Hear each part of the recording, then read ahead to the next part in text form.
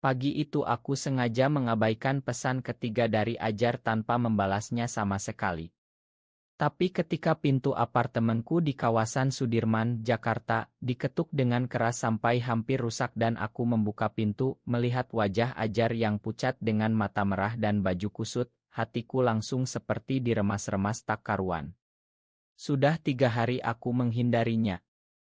3 hari penuh dengan perasaan bersalah yang menggerogoti, tapi aku pikir ini cara terbaik untuk menekan apa yang kurasakan padanya. Ajar, sahabatku sejak kuliah di UI yang selalu ada untukku dalam suka duka. Kami berdua pria lajang di kota besar ini berbagi segalanya kecuali satu rahasia yang aku simpan rapat-rapat, aku mencintainya lebih dari sekadar sahabat. Di Indonesia ini, di mana keluargaku yang taat beragama dan masyarakat yang masih memandang sebelah mata pada pria yang suka pria, aku takut sekali. Aku takut kehilangan segalanya jika rahasia ini terbongkar. Jadi aku memilih untuk cuek, tak balas chat, tak angkat telepon, berharap perasaan ini akan pudar dengan sendirinya.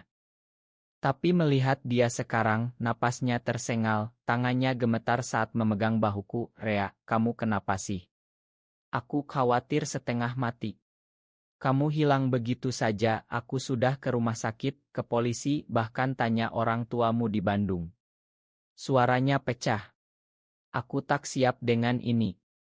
Reaksinya jauh lebih intens dari yang kubayangkan. Kami berdiri di ambang pintu apartemen kecilku yang penuh dengan tumpukan buku kuliah dan bungkus mie instan. Udara malam Jakarta yang lembab masuk, bercampur bau asap knalpot dari jalan di bawah.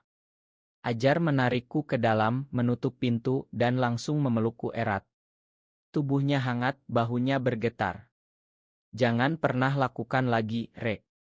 Aku nggak bisa tanpa kamu, bisiknya di telingaku.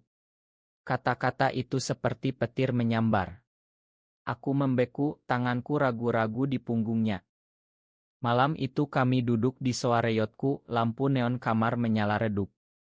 Ajar menceritakan 3 hari terakhirnya, dia bolak-balik kampus mencariku, menelepon teman-teman kita, bahkan datang ke kosanku kemarin tapi aku pura-pura tidak ada. Aku mendengarkan sambil menunduk, jantungku berdegup kencang. Aku ingat bagaimana semuanya dimulai. 2 minggu lalu, setelah ujian akhir semester, kami nongkrong di kai kecil dekat kampus UI Depok. Hujan deras, kami berlindung di bawah payung yang sama, bahu kami bersentuhan. Ajar tertawa lepas saat menceritakan masa kecilnya di Surabaya, matanya berbinar. Saat itu entah kenapa aku merasakan sesuatu yang berbeda. Bukan lagi sahabat biasa. Malam itu aku pulang dengan hati berantakan. Mulai dari situ aku mulai menjauh, takut perasaan ini akan menghancurkan persahabatan kami yang sudah 8 tahun. Keluargaku di Bandung, ayah yang pensiunan guru agama, ibu yang selalu bicara tentang pernikahan dan cucu pasti tak akan menerima. Di Indonesia, hal seperti ini masih tabu besar. Aku pernah baca berita tentang anak muda yang diusir keluarga karena hal yang sama. Aku tak mau jadi itu. Ajar terus bicara, suaranya lembut tapi penuh kekhawatiran. Kamu marah sama aku. Aku salah apa? Kalau ada masalah, bilang dong. Kita kan sahabat, Re. Aku menggeleng, tenggorokanku kering. Akhirnya aku buka suara, aku nggak marah, Aj. Aku cuma butuh waktu sendiri. Tapi dia tak percaya. Dia mendekat, tangannya memegang tanganku. Sentuhan itu seperti listrik. Aku menarik tangan, tapi dia tahan. Rea, lihat aku. Aku tahu ada yang kamu sembunyikan. Dari dulu aku merasa ada yang beda antara kita. Aku juga merasakan hal yang sama.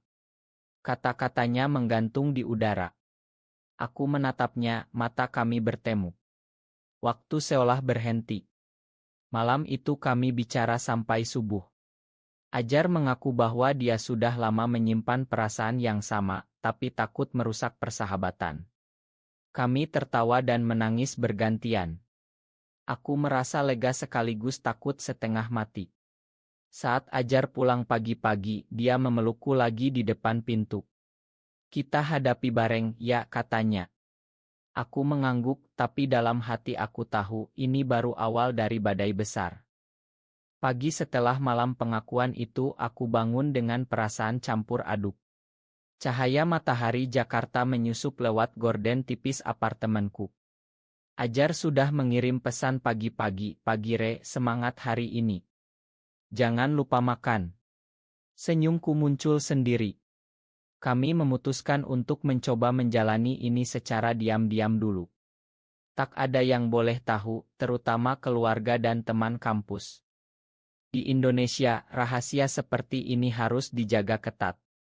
Aku berangkat ke kampus UI dengan motor, angin pagi menyapu wajahku. Di kantin, Ajar sudah menunggu dengan 2 gelas es teh manis. Kami duduk di pojok, berbicara pelan. "Aku takut, Aj. Kalau ketahuan gimana?" tanyaku. Dia memegang tanganku di bawah meja. "Kita hati-hati. Yang penting kita saling ada." Hari-hari berikutnya terasa seperti mimpi. Kami jalan-jalan di Taman Suropati malam hari, tangan bersentuhan sesekali saat tak ada orang. Di bioskop di Pla Indonesia, kami duduk di kursi belakang bahu bersandar. Tak ada kata-kata manis berlebihan, hanya tatapan dan senyum yang cukup membuat hatiku hangat. Tapi dalam hati, konflik tak pernah berhenti. Setiap kali ibuku telepon dari Bandung, "Kapan pulang, Rek? Ada tetangga yang anaknya cantik, cocok buat kamu," aku langsung merasa bersalah. Ayahku sering kirim ide ceramah tentang pernikahan. Aku tak berani bilang apa-apa. Di kampus, teman-teman kami, seperti Andi dan Budi, sering godain kalian berdua kayak pasangan deh. Kami cuma tertawa, tapi jantungku berdegup. Suatu sore, kami naik kereta komuter Line ke Depok. Di gerbong yang ramai, Ajar berdiri di depanku, tangannya memegang tiang yang sama. Aroma parumnya yang familiar membuatku tenang. Kami bicara tentang masa depan, mimpi Ajar ingin buka kai kecil di Jakarta Selatan, aku ingin lanjut S2. Kalau kita bisa tinggal bareng suatu hari, katanya pelan. Aku tersenyum, tapi bayangan keluargaku muncul lagi. Malam itu di apartemen, kami masak mie goreng bersama. Ajar memelukku dari belakang saat aku mengaduk. "Aku bahagia banget sekarang," bisiknya. Aku balik memeluknya, merasakan detak jantungnya. Tapi saat dia pulang, aku duduk sendirian, menatap foto keluarga di. Apakah ini salah? Apakah aku egois? Konflik batin itu semakin kuat. Aku mulai sering diam, Ajar perhatikan. "Kamu lagi mikir apa?" tanyanya suatu hari di taman kampus. Aku cerita tentang tekanan keluarga. Dia mengerti, "Kita sabar ya. Aku nggak mau paksa kamu." Persahabatan kami semakin dalam, tapi juga semakin rumit. Setiap senyum Ajar membuatku semakin yakin, tapi setiap panggilan dari rumah membuatku ragu. Jakarta yang sibuk ini terasa semakin sempit bagiku. Akhir pekan itu, kami memutuskan kabur sebentar ke Bali. Tiket pesawat murah, kami bilang ke teman-teman ada proyek kelompok. Di pantai Kuta, angin laut menyapu wajah kami. Kami jalan kaki di pasir putih, tangan saling bergandengan saat matahari terbenam. Tak ada pelukan panas, hanya kebersamaan yang tenang. Ajar bercerita tentang masa kecilnya di Surabaya, bagaimana dia merasa berbeda sejak kecil tapi tak pernah berani bilang. Aku cerita tentang desa di Bandung, sholat Jumat bersama ayah, dan rasa bersalah yang selalu menghantuiku. Di pura kecil di Ubud, kami duduk diam, mendengarkan gamelan jauh. "Apakah Tuhan marah sama kita?" tanyaku pelan. Ajar menggeleng, "Aku percaya Tuhan kasih kita perasaan ini karena ada alasan." Malam di ila kecil, kami tidur bersebelahan, hanya berpegangan tangan. Tak ada yang lebih. Keesokan harinya, kami naik motor keliling, tertawa saat hujan deras. Tapi telepon dari ibuku datang. "Rea, pulang dong. Ada acara keluarga, kamu harus kenalan sama anak Pak Haji." Suaraku bergetar saat jawab, "Iya Bu, nanti." Ajar melihatku memeluk bahuku. Kita hadapi bareng. Pulang ke Jakarta, perasaan bahagia bercampur cemas. Di kampus, rumor kecil mulai beredar. Teman satu kelas bilang Jerea sama Ajar terlalu deket ya. Kami pura-pura tak dengar. Tapi tekanan semakin terasa.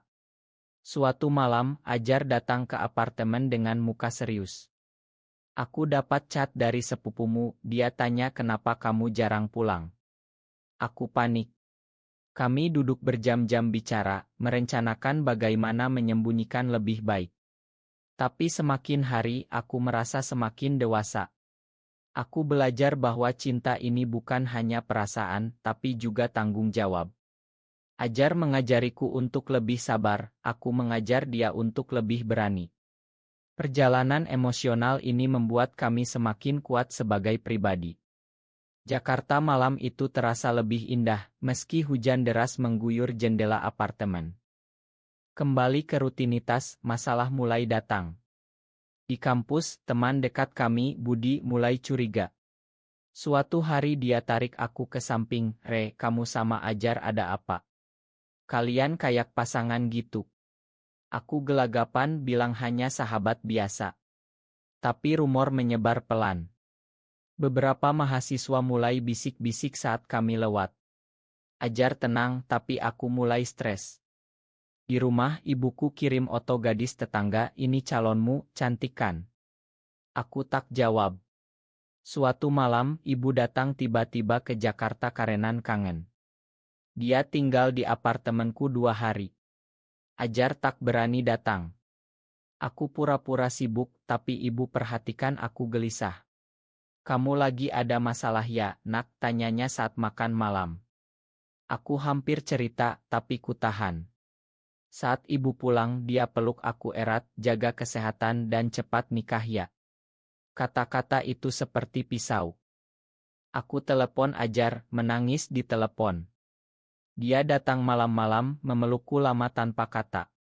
"Kita kuat, Re." Tapi konflik semakin tinggi. Budi suatu hari konfrontasi Ajar, "Lo berdua gaya." Ajar tak jawab, tapi pulang dengan muka pucat. Kami bertengkar kecil pertama kali, aku marah karena takut, dia kecewa karena aku ragu. Malam itu kami baikan dengan pelukan panjang. Aku sadar ini ujian. Di masyarakat Indonesia yang masih kental dengan norma, setiap langkah harus hati-hati. Tapi semakin banyak tekanan, semakin aku paham nilai cinta ini. Kami mulai bicara tentang masa depan yang mungkin, meski sulit. Jakarta tetap berdenyut, tapi hatiku mulai tenang karena ada Ajar. Puncak krisis datang tiba-tiba.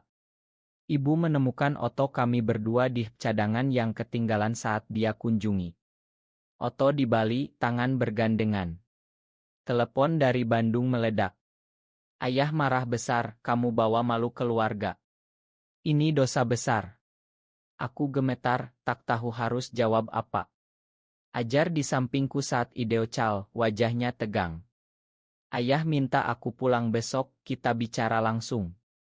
Aku panik, dorong Ajar pergi, "Lebih baik kita berhenti dulu, Aj. Aku takut kehilangan keluarga." Ajar terluka, mata merah, tapi dia mengangguk. "Kalau itu yang terbaik buat kamu." Malam itu aku sendirian, menangis sejadi-jadinya. Depresi melanda. Aku bolos kuliah 3 hari, tak makan, hanya tidur. Ajar kirim pesan tapi aku blokir sementara. Dalam kesendirian, aku renungkan perjalanan kami. Dari sahabat biasa jadi orang yang paling mengerti aku. Aku sadar, mengabaikan perasaan hanya membuat sakit lebih dalam. Di Jakarta yang ramai, aku merasa paling kesepian. Suatu pagi aku buka blokir, Ajar langsung telepon. "Aku tunggu kamu, Re. Tapi aku hormati keputusanmu."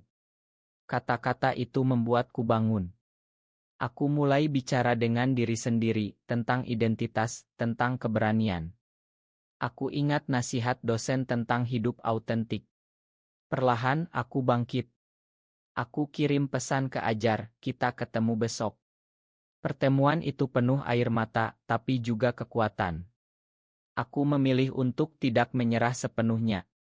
Pengorbanan ini mengajarkanku banyak. Kami bertemu di taman yang sama tempat kami sering nongkrong. Ajar datang dengan senyum lelah. Kami duduk di bangku bicara panjang lebar. Aku cerita tentang panggilan ayah, tentang rasa bersalah, tapi juga tentang kesadaran baru. Aku tak mau sembunyi selamanya, Aj.